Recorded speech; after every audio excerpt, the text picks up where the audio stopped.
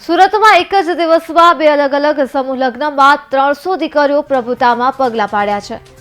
PP Savani પરિવાર દ્વારા 111 પિતા વિહોણી દીકરીઓના સમૂહ લગ્નનું આયોજન કર્યું હતું, જેમાં 2 મુસ્લિમ દીકરીઓ દ્વારા નિકાહ પાડવામાં આવ્યા હતા, તો બીજી તરફ આહિર સમાજ દ્વારા 20 પિતા વિહોણી સહિત 189 દીકરીઓના સમૂહ લગ્નનું આયોજન થયું હતું।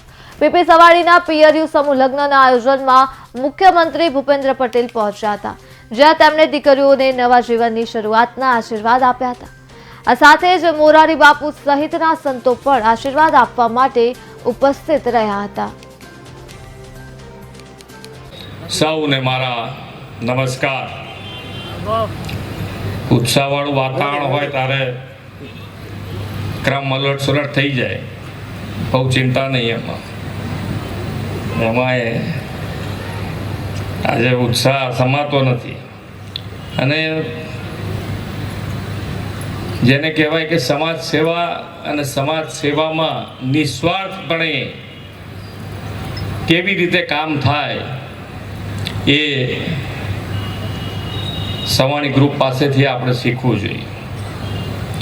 વિશ્વ નેતા અને આપણા યશસ્વી વડાપ્રધાન શ્રી નરેન્દ્રભાઈ મોદીએ સૌના સાથ, સૌનો વિકાસ, સૌનો વિશ્વાસ, સૌના પ્રયાસનો મંત્ર આપ્યો છે।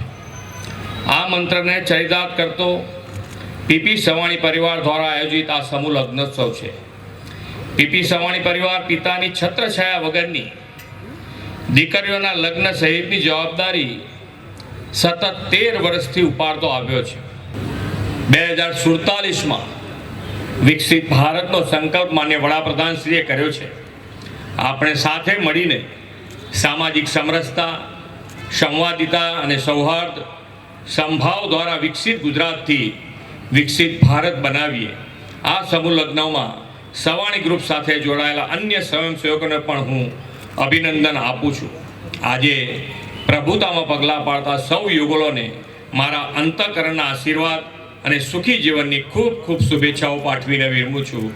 ભારત માતા કી જય।